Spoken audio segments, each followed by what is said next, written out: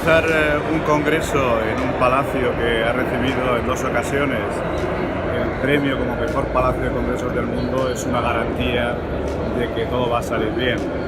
Cuando me propusieron organizar Interpor en España, sabiendo que íbamos a tener una participación superior a las 700 personas, estaba claro que en Valencia la única opción sería hacerlo aquí en el Palacio de Congresos.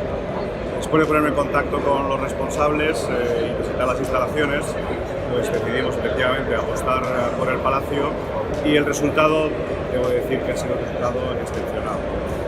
Tanto los participantes, los responsables de la sociedad internacional que organiza el evento, como el comité local, estamos extremadamente satisfechos de cómo ha funcionado todo durante estos días. Aún nos queda un día para acabar el congreso, pero lo único que he escuchado han sido felicitaciones tanto por el sitio en sí. Es un sitio emblemático, no es un sitio que tiene un carisma claro, unas características que fueron infundidas, ¿no?, por el arquitecto que diseñó el palacio, por los técnicos que nos han ayudado todo el tema de las proyecciones, los técnicos de sonido, las instalaciones en sí han sido muy bien recibidas, el catering ofrecido por la empresa de catering también ha sido bien recibido.